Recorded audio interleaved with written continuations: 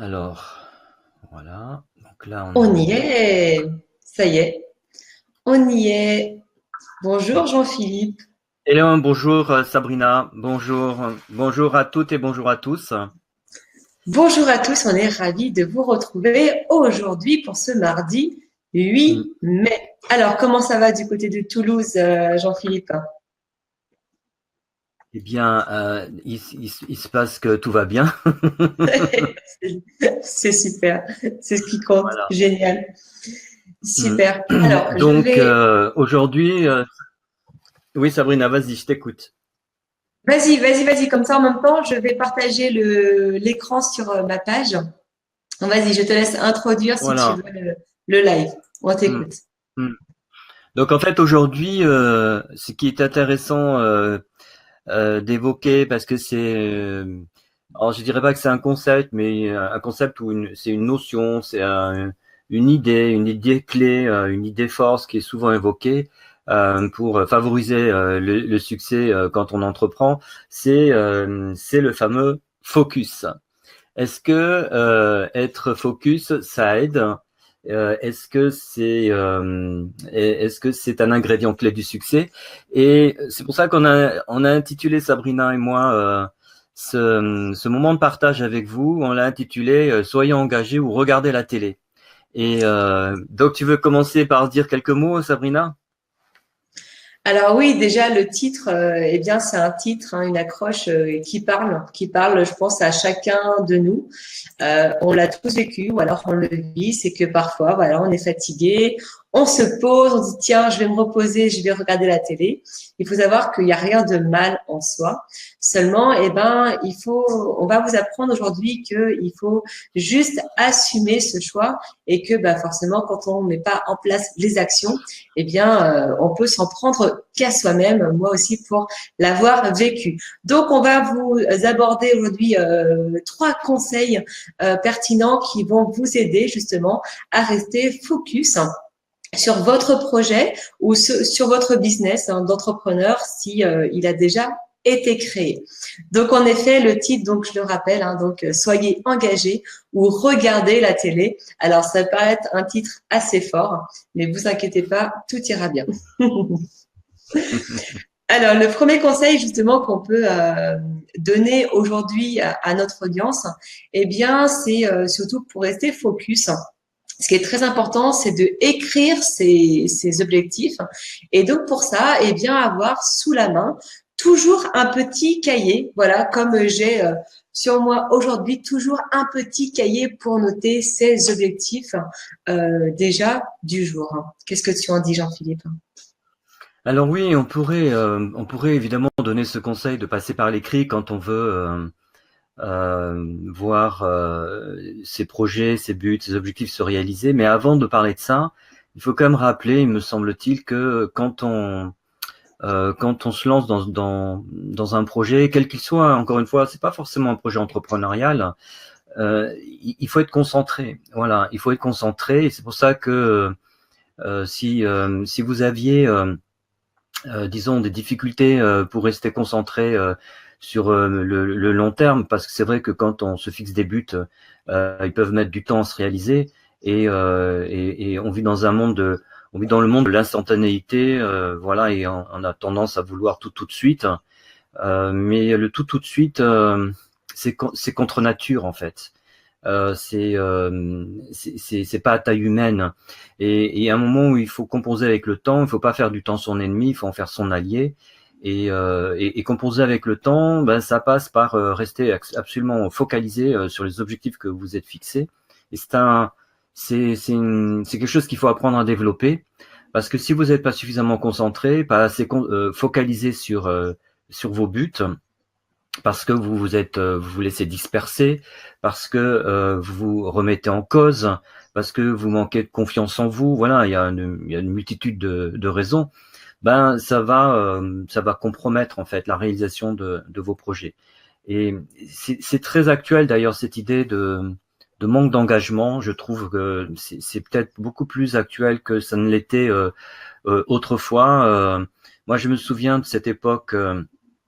Il y a 40 ans, 50 ans, où il y avait, si vous savez, cette fameuse notion de conscience professionnelle, qui est, il faut quand même le dire, qui a disparu aujourd'hui.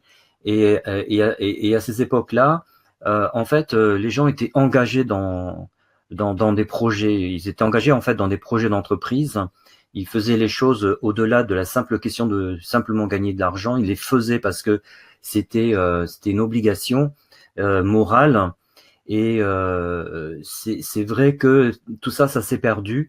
Je sais pas si c'est une bonne chose ou une mauvaise chose. On n'est pas là pour juger, mais il faut quand même constater que il y a une espèce de tentation dominante de vouloir zapper à propos de tout et de rien. Il y a des gens qui s'engagent dans rien. Il y a des gens qui changent de partenaire comme de chemise. Ils font des enfants, ils abandonnent. Ils commencent un boulot, ils l'arrêtent. Et ils passent comme ça des vies entières. Bon, alors est-ce que c'est là aussi, il faut pas apporter de jugement. Pourquoi? Parce que à la limite, c'est ok. On peut décider d'avoir une vie sans but. On peut décider d'avoir une vie où finalement rien n'est important. Et c'est vrai, c'est philosophiquement ça se défend.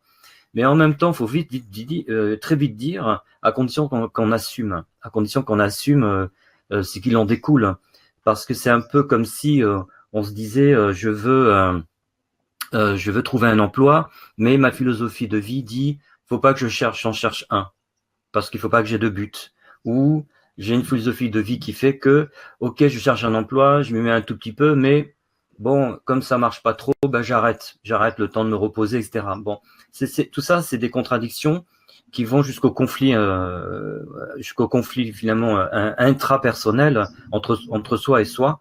Et ça, c'est fortement dommageable parce que d'une part, on consomme beaucoup d'énergie parce qu'on tourne en rond, et ensuite parce qu'on va forcément vers des frustrations.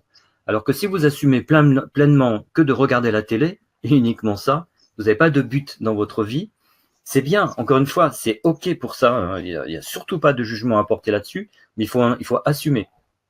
Tout est là. En revanche, si vous décidez que vous allez vous engagez, ben vous vous engagez, quoi. Vous allez au bout. Et pour vous y aider, il y a quelques conseils qu'on peut vous donner. C'est de commencer. C'est un conseil qu'on peut suivre ou ne pas suivre, parce qu'il y en a plein qu'on pourrait finalement vous indiquer pour rester vraiment focalisé, parce que c'est vrai que il y a une dépense d'énergie. C'est un défi qu'on se lance à soi-même. Et ça se décide pas comme quand on décide d'aller chercher son pain à la boulangerie du pain. On est bien d'accord, mais un conseil qui peut être utile, à mon avis, c'est de passer par l'écrit. Donc, ayez, comme le fait Sabrina, moi aussi j'en ai un cahier des objectifs. Et voilà, vous allez vous apercevoir d'ailleurs que vos objectifs, ils bougent sans arrêt. Et ça, c'est bien, c'est normal. C'est pas un défaut d'engagement. C'est tout simplement qu'on utilise le feedback que la vie produit.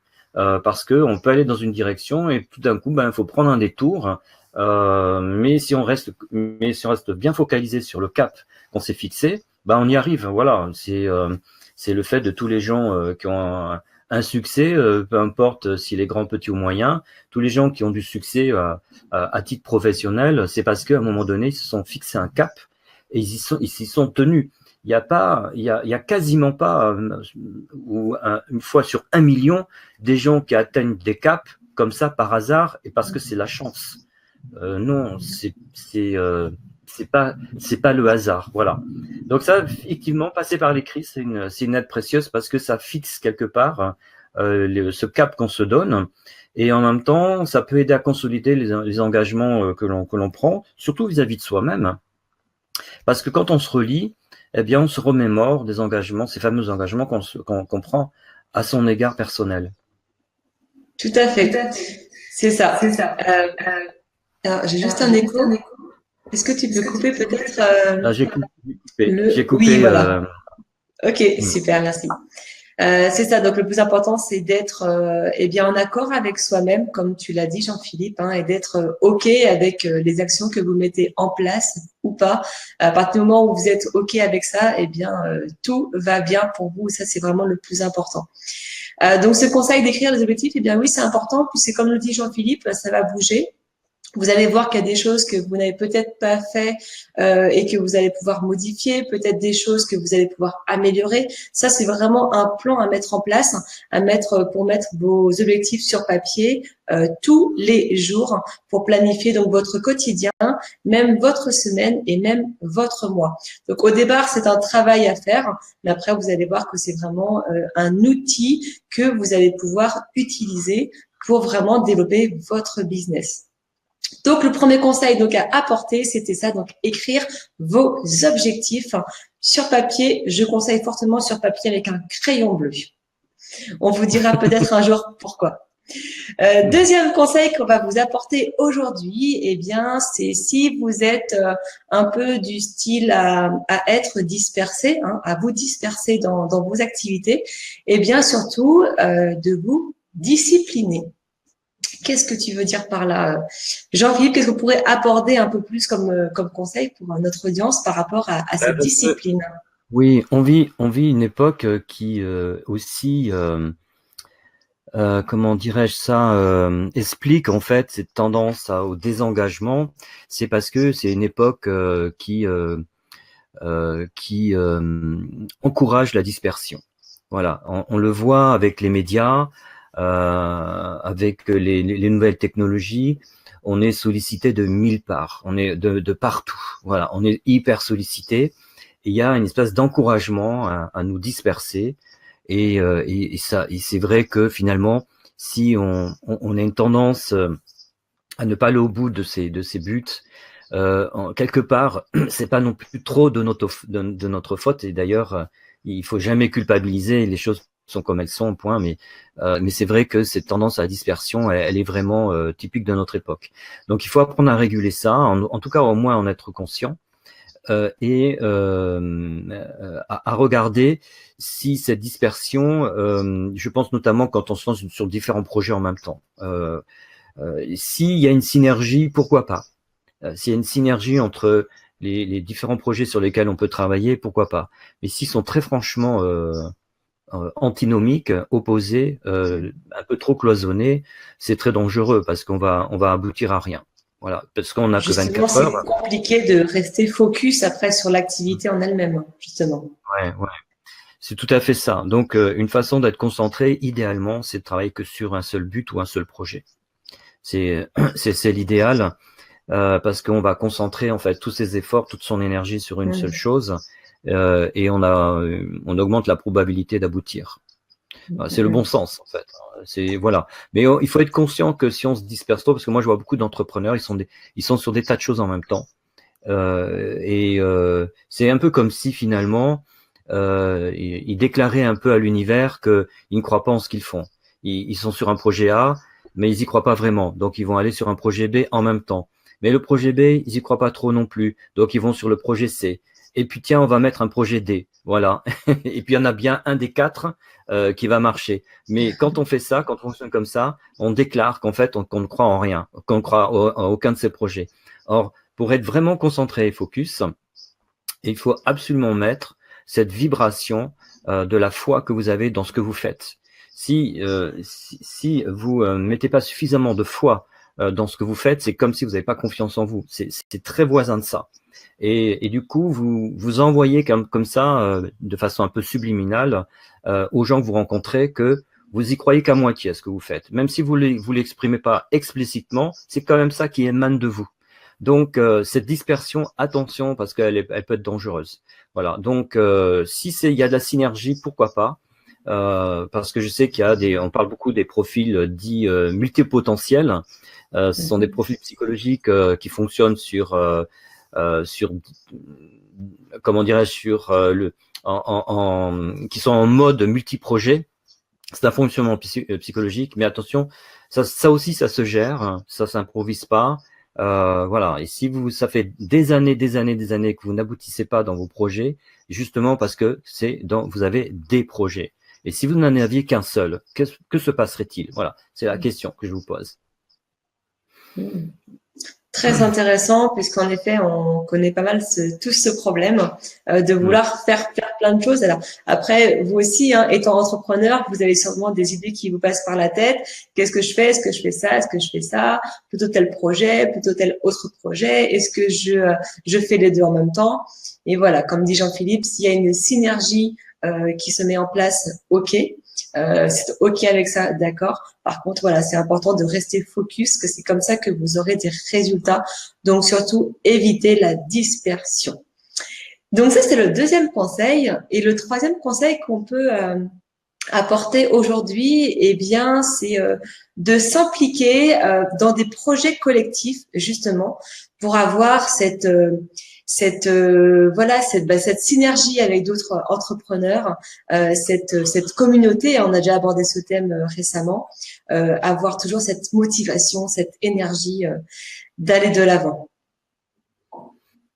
Oui, en fait, ce qui est aidant, c'est de partager un projet commun avec d'autres personnes, et ça peut être avec le conjoint ou la conjointe. Et du coup, ça va vous porter. Le groupe peut porter en fait la personne, l'individu, et ça vous aidera probablement à rester concentré. Parce que voilà, vous avez une espèce d'engagement quand même par rapport au groupe qui fait que quand vous aurez tendance à baisser un peu les bras ou à vous déconcentrer, ça pourrait être compensé par un effet de groupe. Donc oui, s'impliquer dans des objectifs collectifs peut être aidant, c'est une solution. Et je remarque au passage que beaucoup d'entrepreneurs qui, pour parler trivialement, rament. Souvent, ils sont isolés. Ils sont isolés. Et quand je dis isolés, jusqu'à l'être de leur conjoint. Voilà. Même, ils peuvent pas attendre beaucoup de choses de leur conjoint. Et c'est une solitude qui est terrible finalement.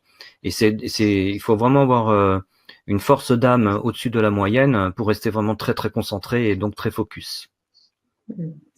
Donc, surtout ne pas hésiter à s'aider d'autres personnes pour réussir dans son activité. On parle souvent de communauté, de réseau. On l'a vu dans de différents lives précédemment. Eh bien, toujours s'entourer de personnes qui ont un focus, qui ont une vision, qui ont des projets, qui vont de l'avant. Et ça, eh bien, ça booste. C'est vraiment le meilleur moyen pour rester focus sur son but. Il y a une chose qui est vraiment un très bon conseil que je pourrais vous donner là aussi, c'est vraiment suivez-le parce que ça va vraiment vous aider considérablement. Si vous avez un projet, c'est quand même très très rare que vous soyez le seul au monde à avoir le même projet. C'est exceptionnellement rare. Donc, ça veut dire qu'il faut chercher des personnes qui ont au moins des projets voisins du vôtre et de les côtoyer. Voilà, cherchez ces personnes qui ont des projets très similaires aux vôtres et côtoyez-les, rencontrez-les, fréquentez-vous, parce que vous allez vous aider les uns les autres et en même temps vous allez vous apporter ce regard extérieur dont on a tant besoin pour mettre de l'objectivité dans ce que l'on fait. Parce que c'est vrai que quand on fonctionne en mode projet, le risque c'est de sombrer dans une espèce de subjectivité qui nous coupe de la réalité et le regard extérieur il est urgent là, il est urgent à avoir et à solliciter, et donc d'aller rencontrer des gens qui sont sur des projets similaires aux vôtres, eh bien ça va vous aider à rester focus. Merci beaucoup Jean-Philippe pour ces 3 précieux conseils qu'on a voulu aborder avec vous aujourd'hui. Donc surtout pour rester focus, parce que encore une fois, on n'est pas contre la télévision, mais après voilà, à vous d'assumer ce que vous ne voulez ou ce que vous ne voulez pas dans votre business. Donc écrivez vos objectifs au quotidien. Impliquez-vous dans des groupes pour rencontrer des personnes justement qui ont les mêmes projets, en tout cas des projets similaires par rapport aux vôtres, et surtout évitez de vous disperser. Merci encore Jean-Philippe et merci à vous d'avoir été là aujourd'hui. On vous souhaite bien une belle journée et puis on se retrouve mardi prochain. À bientôt Sabrina, merci à vous tous. Merci. Bye bye, ciao.